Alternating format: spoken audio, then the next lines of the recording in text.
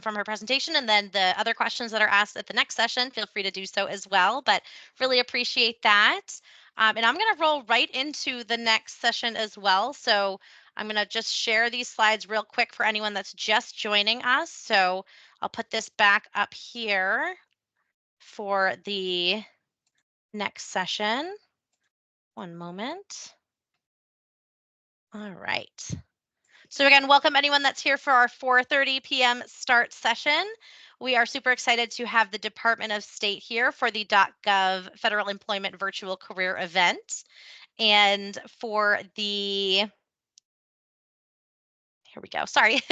And for accessibility, feel free to turn on the live captioning by going to the More menu, Language and Speech, and turn on live captions. And you can turn that on, that's just for your screen. Anyone with accessibility needs requiring accommodations can reach out to the following contacts. Online students can reach the OAC at snhu.edu or call 866-305-9430. Campus students can reach the CAC at snhu.edu or 603-644-3118, and SNHU staff and faculty can reach HR at snhu.edu. And finally, for future events, a request for live captioning or live ASL interpreting requires at least 3 weeks advance notice. Finally, of course, be sure to connect with SNHU Career Services. It's a lifetime benefit from your very first term to at any point in your alumni journey as well as part of your SNHU package there. You can email cocecareer@snhu.edu or call 888-672-1458. And of course, take advantage of the wonderful network of SNHU community members on social media or on that internal social network, SNHU Connect. And I will take this down and we'll jump it right back to Stephanie to give the second presentation for this next group. So welcome, Stephanie Hutchinson, a diplomat in residence for the Department of State. Great, thank you so much. Glad to do this for the second time, and happy to have everyone joining us now for round 2. My name is Stephanie Hutchison. I'm the diplomat in residence or recruiter for North Carolina and Virginia. There are 17 others of us around the country ready to answer your questions. So at the end of the presentation, you'll see a map and you can find your diplomat in residence online at careers.state.gov, connect with a diplomat. So highly recommend you reach out to and connect with your diplomat in residence. I'll be going through a lot of information here quite rapidly, and I know it's not enough time to answer all the questions, so you can follow up with one of us with any questions you have, or look at careers.state.gov for more information or how to connect with us. All right, so let me tell you a little bit about me. I am a Foreign Service officer, a generalist. My focus has been in the economic realm. I started out of college focused on international relations and economics, but I wasn't sure that the public sector, the government, was for me. So I focused on the private sector, and I got a market research job in the high-tech arena. And I really enjoyed that and building those skills in that area, but there was something missing. There wasn't that international work that I really wanted. So I went back to graduate school, and I'll just pause there to say you do not need a graduate degree to join the State Department, but it was just my trajectory. So in any case, I went back to grad school. Again, I studied international relations, economics, focused on economic development, because that's really where I wanted to go.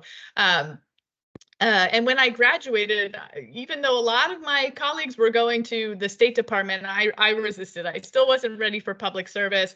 I wanted something USAID-like, but I didn't feel like I had the qualifications. I found a job in a public policy consulting firm.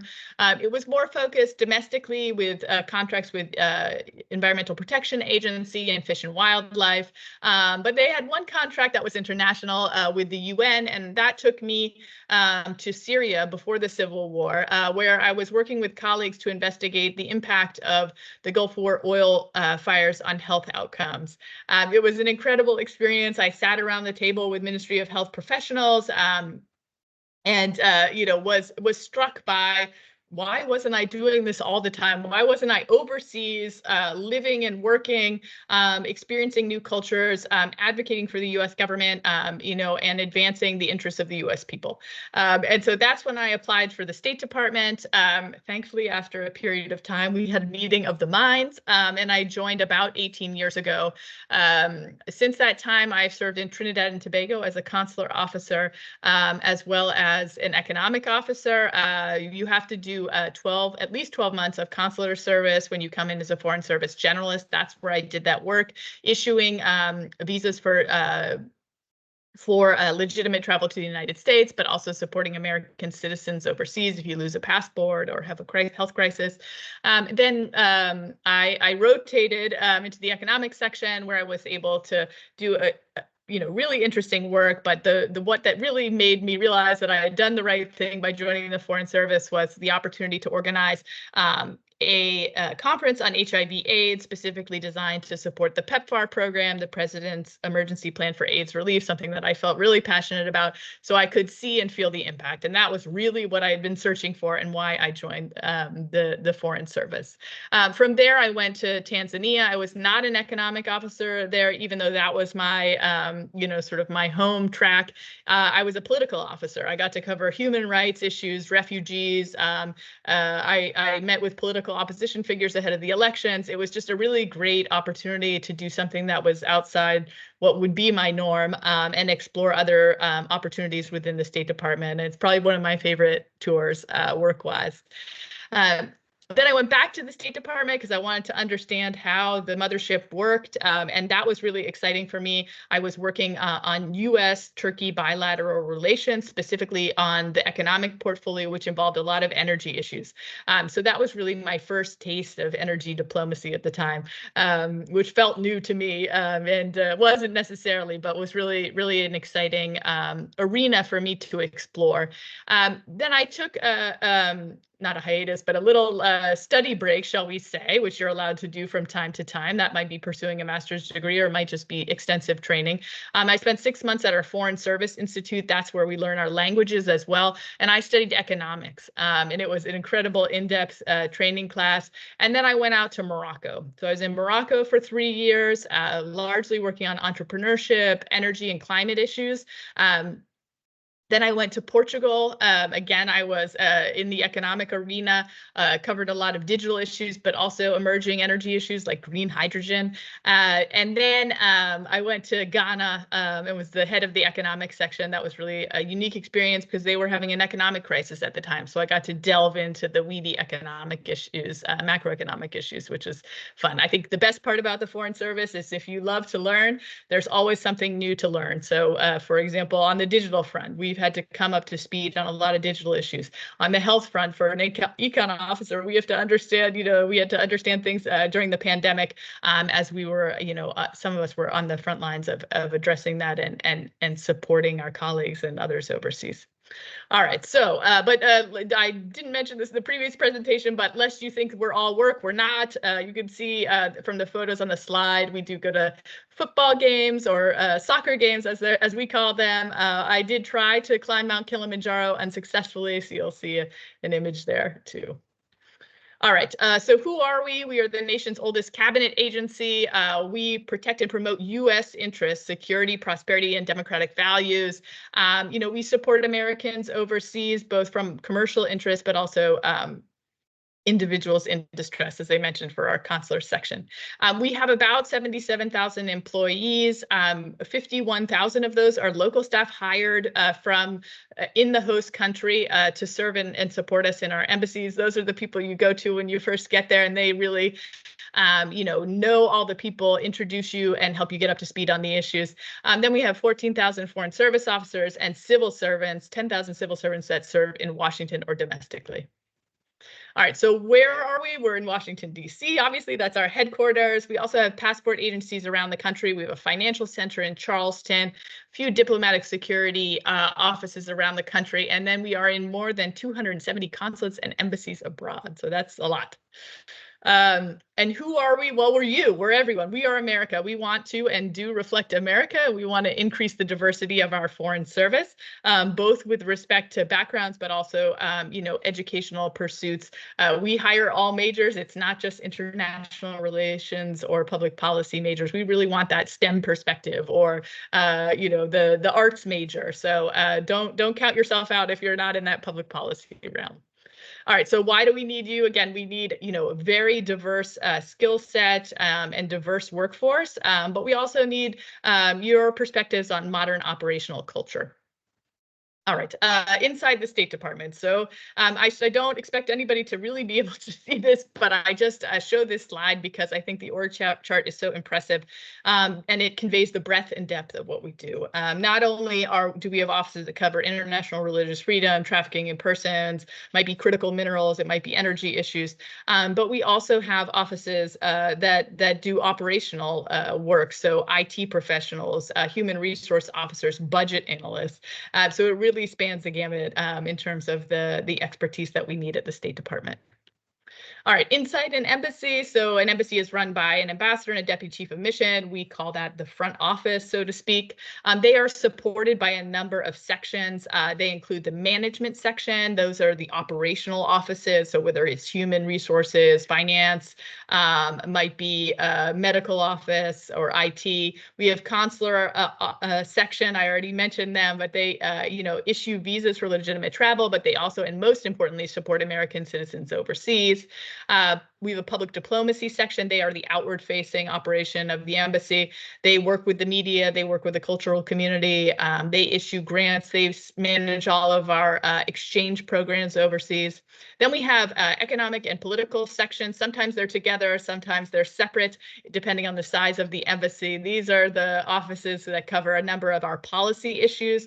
So they are working to advance those U.S. policies with our foreign interlocutors, but also describe, the position of our host country back to Washington and contextualize that while also building our ties. We have a regional security office. They ensure that the embassy itself, as well as the ambassador and its staff, are safe and secure. They also work with the local school that the kids go to, and they also do capacity building with local law enforcement. They do investigations as well into visa and passport fraud. And then finally, we have other agencies at the embassy. So it's a little mini Washington in some respects, depending on the size of your embassy. So whether that's Department of Commerce, Agriculture, might be Department of Defense, a whole host of agencies, join us at the embassy. All right, so how can you get involved? I'm going to go through a couple of pathways. All right, so student programs. So we have a number of internship opportunities. We have the student internship program. We have the U.S. Foreign Service internship program. Both of those are for rising juniors and seniors. The student internship program is also open to graduate students.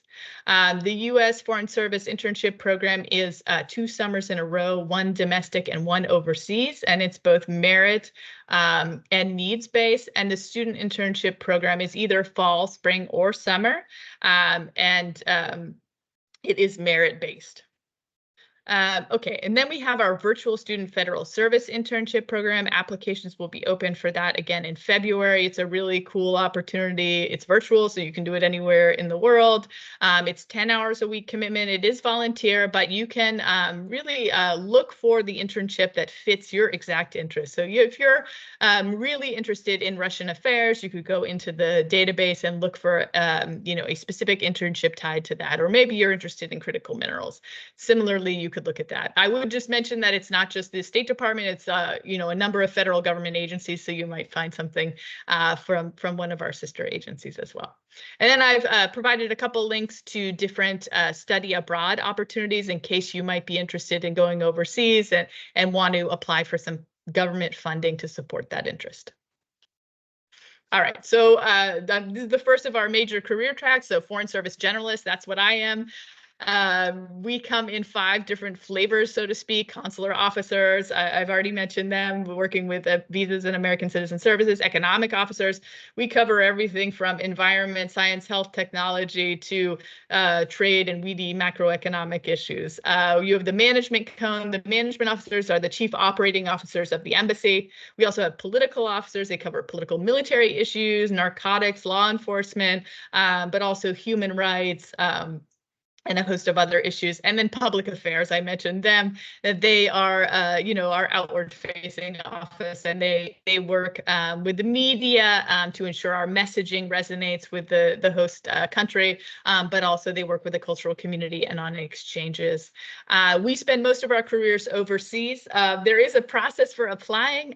Since we have such a short period of time, I'm not going to go into that, but what I will say is that process starts with taking the Foreign Service Officer test, which is offered in June, and the registration deadline is tomorrow. So if you're interested in taking that test, I highly suggest you register by tomorrow for the June one. It'll also be offered in late September, early October, and then again in February. So don't worry, you won't miss your chance if you aren't able to register tomorrow. There's more upcoming chances, and you can take it once per year. I would just say that it does take some of us multiple times to pass the full series of tests, because it does also involve personal narratives and an officer assessment, as well as a few other steps. All right, so in addition to Foreign Service generalists, we have Foreign Service specialists. Foreign Service specialists come into the Foreign Service with a particular skill set. So generalists come in with a base skill set, which I'll talk about in a minute. But Foreign Service specialists, they have to have both that base skill set, so communication, leadership, cultural adaptability, and so on. They have to have a specific skill set. So that might be met with educational pursuits, that might be met by experience, it might be a combination. Each of our specialties has a very specific set of requirements and various ways you can meet them. So it's important to go online and look at those. But for example, we hire specialists who are IT professionals. We need engineers to help us with our building maintenance and other building construction.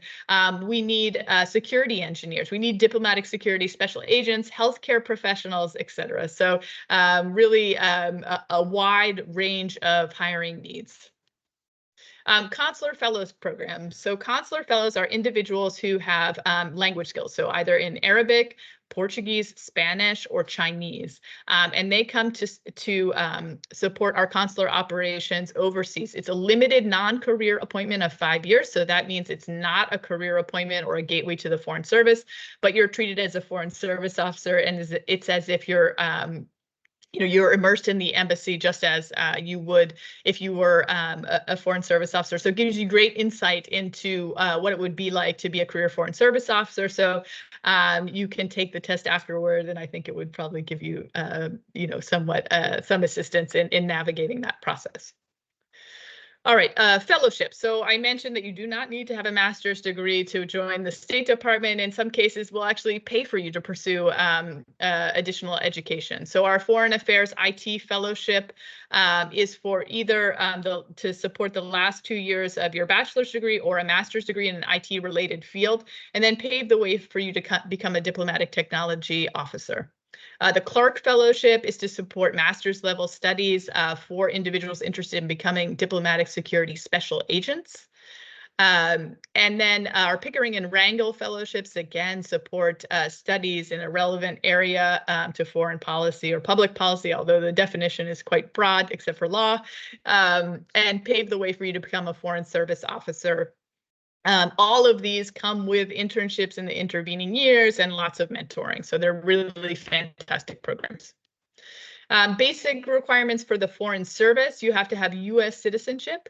You need to be 21, between 21 and 59 when you enter on duty. You need certain educational certifications or experience for the specialist track. The generalist track has no degree requirement. You will need to meet minimum medical qualifications and be able to obtain a security clearance. For diplomatic security special agents, unless you're a veteran, you need to be appointed before the age of 37, and there is an exception to that 59 benchmark for veterans as well.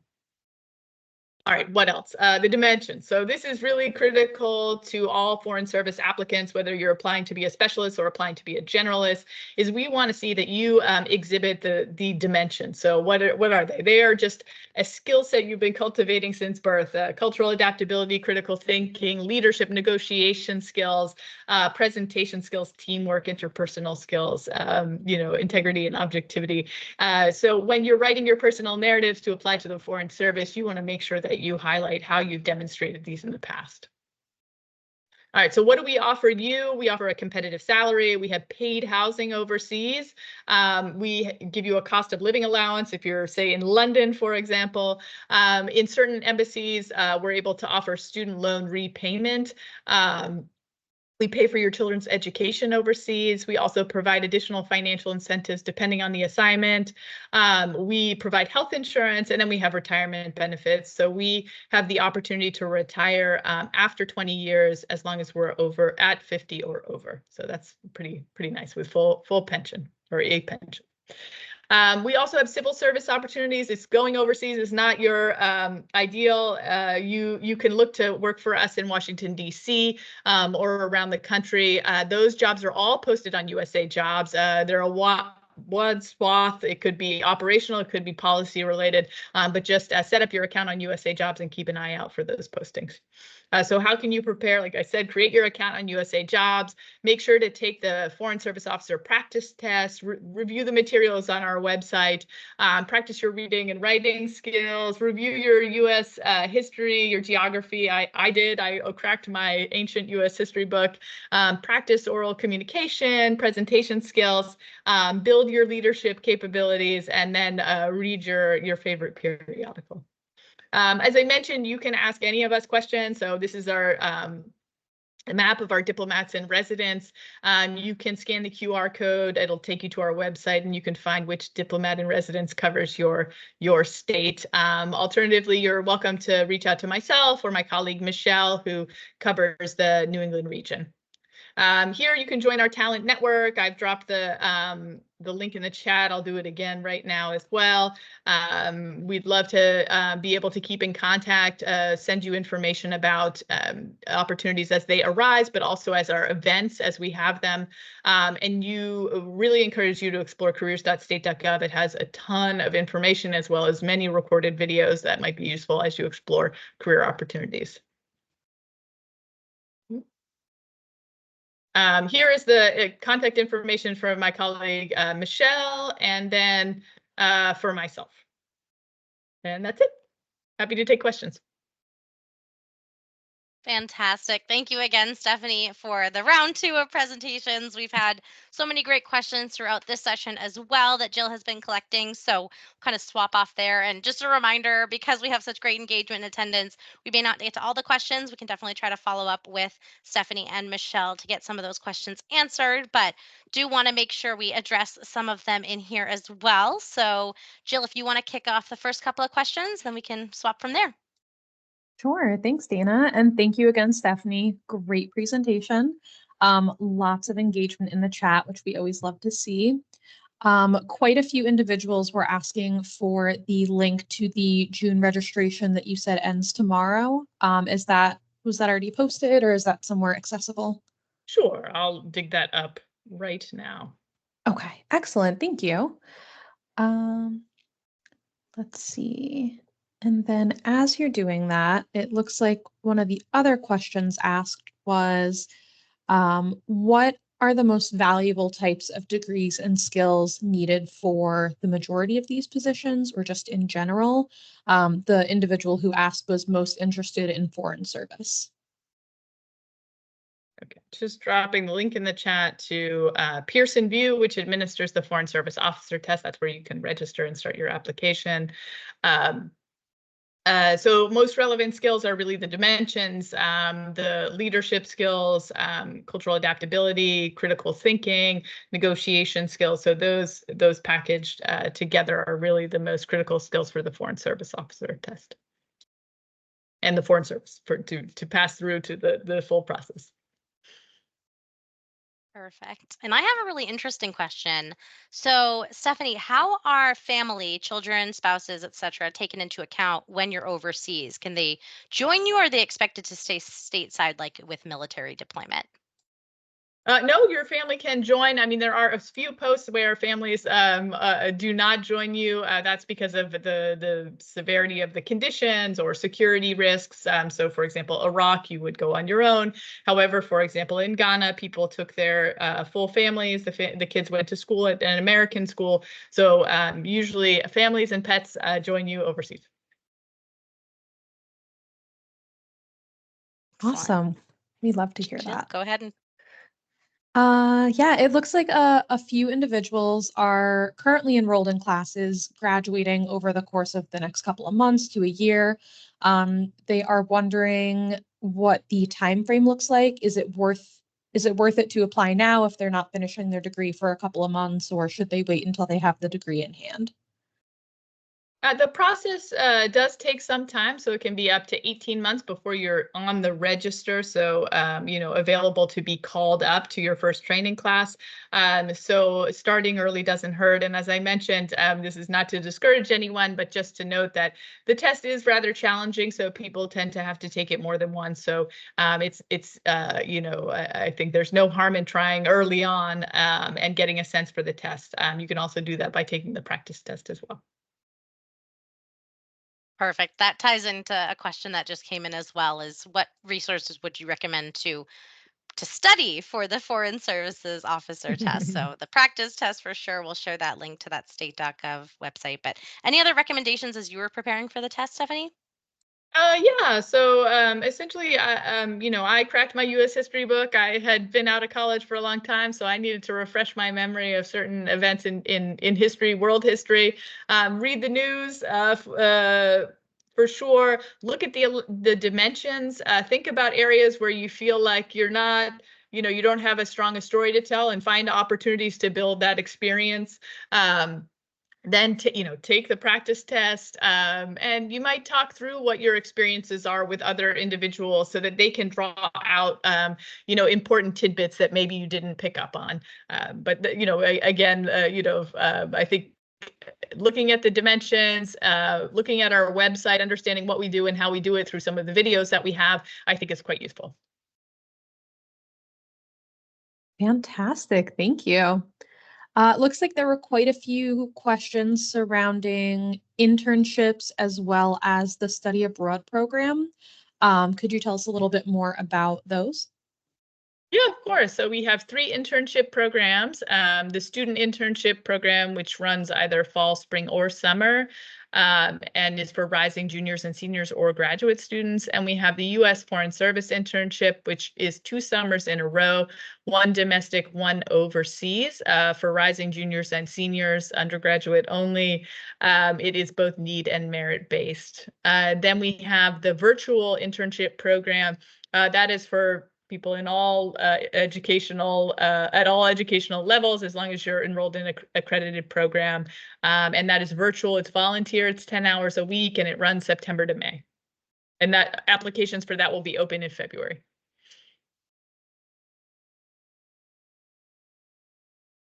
All right. And I have one that I will kind of pair with, I understand there's kind of a base background check for any federal employment. So are there any kind of aspects that might make someone ineligible for a role as a foreign service officer, or what types of items would you recommend for people to be prepared? Would like any resources to be prepared to submit for that?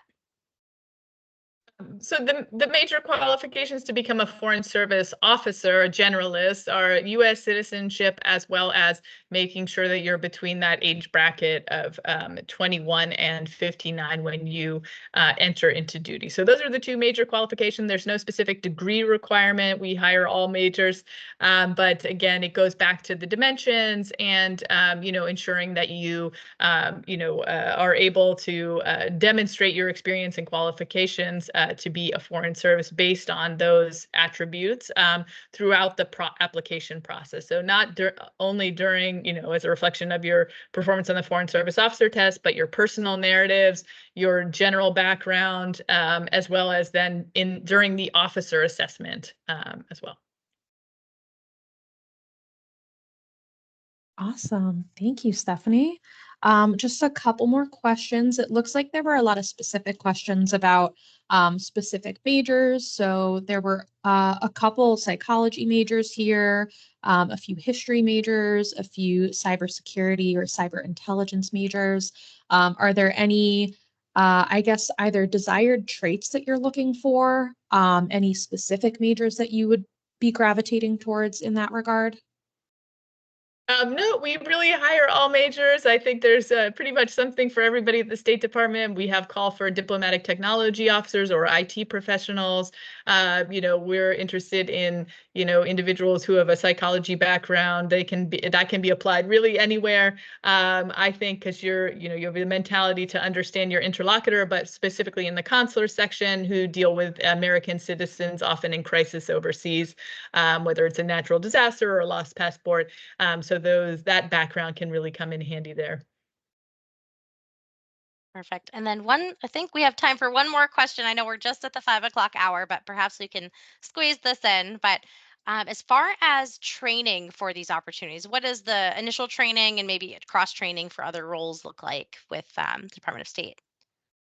Yeah, so typically we have an intro training class. It's about 6 weeks. We're together with both specialists and generalists. That's when you get your first list of possible assignments. You also have your flag day when they tell you where you're going, but you get a broad introduction to the Foreign Service and the State Department. So you really learn quite a bit about that. Then you might go on, depending on your assignment, to very specific training, language training, or maybe functional training, depending on where you're going and what you're going to do. Wonderful. So it sounds like everyone should definitely check out the careers.state.gov website, join that talent network, because if you have the skills that are being looked for, that's always good to have people reaching out to you as well. And I want to just say again, thank you so much to Stephanie. Of course, Michelle, who I've worked with in the past, is a wonderful contact as well. That contact information is on the slides that were shared. We did record this session, so feel free to check that out within the week or so. It should be up on the SNHU Career YouTube page to review. And go ahead, Stephanie. If I could just please, if you have a specific question related to your background, I really encourage you to reach out to your diplomat in residence that covers your state, and talk to them. They'll help you navigate our website, understand what opportunities are there for you, whether you're a psychology major or criminal justice, already have a military background, that sort of thing. So definitely reach out to your diplomat in residence. That's fabulous to have that kind of ally to help through the process, because I'm sure there are lots of things to read, and it's always the best option to have someone there that's been through it. So definitely appreciate your time. I love my little virtual round of applause, but thank you again to Stephanie, and everyone have a wonderful night, and feel free to reach out to SNHU Career Services for any of your professional development needs as well. All right, everyone have a wonderful evening. Thanks again, Jill, Stephanie. See you later. Thank you, everyone. Bye-bye. Thank you.